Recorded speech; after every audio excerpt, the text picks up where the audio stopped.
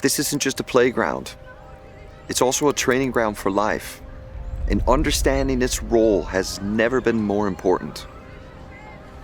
My name is Chris McDonald, and together with Campaign, I've set out to find out why kids aren't playing like they used to, and what this means for their development during childhood and into adulthood. Over the last half century, we've seen a significant shift in children's well-being.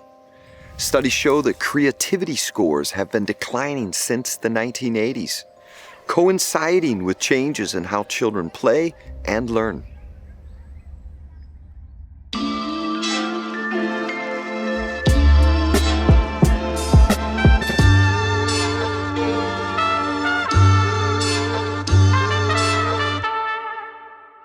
Creativity has declined largely.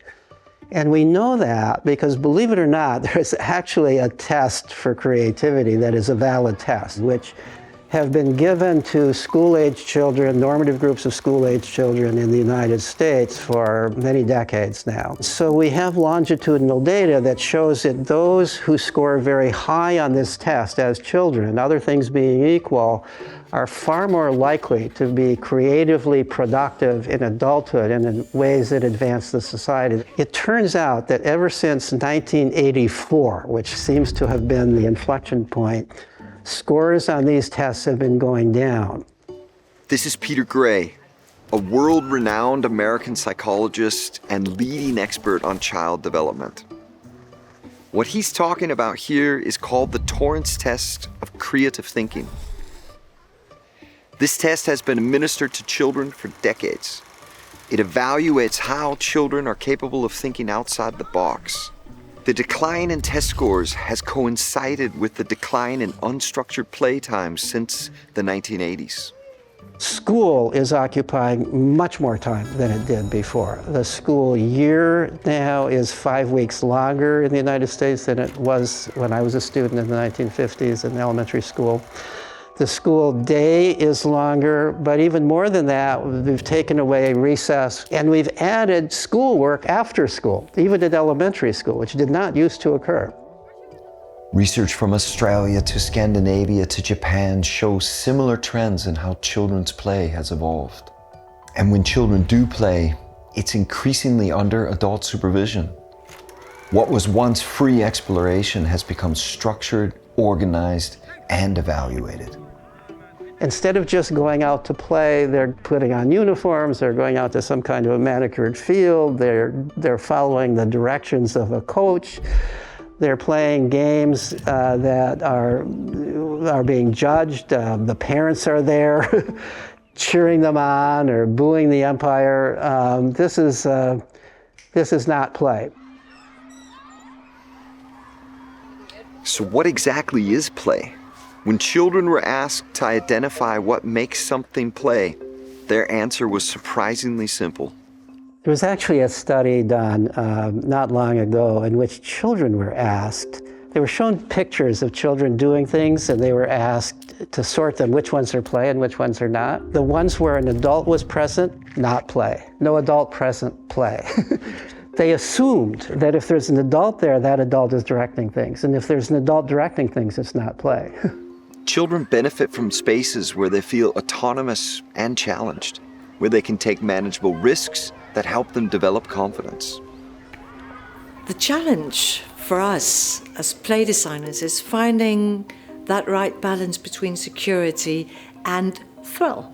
So in our Cliff Rider research, we found that children actually supersede what they thought they could do and thus develop their confidence, their physical literacy, and their ability to assess risks when they play. So, of course, security in playgrounds is essential, but you also need that thrill that makes children want to play and play for a longer time in the first place.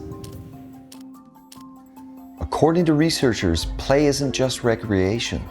It's a process through which children develop into capable and confident adults.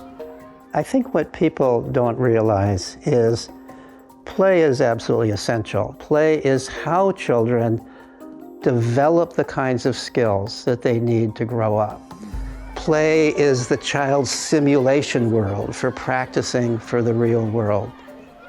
Understanding the power of play has profound implications for how we design spaces for children.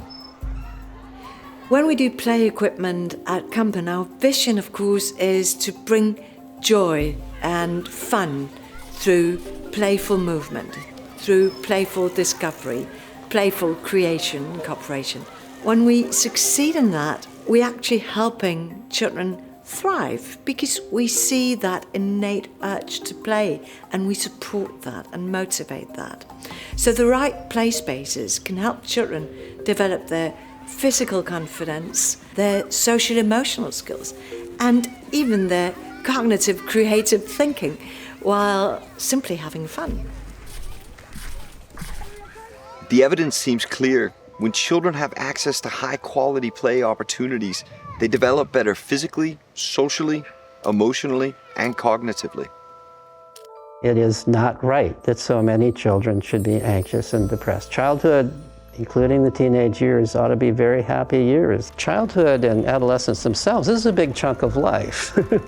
That should be a happy period of life. We should be very concerned if our children are not happy. Communities that prioritize thoughtful play spaces are seeing the difference in children's development. When policymakers, urban planners, and school administrators understand the value of play, they create environments where children can develop the essential skills for the future. As Peter Gray shows us, play is not just about fun. It's how humans learn, adapt, and thrive.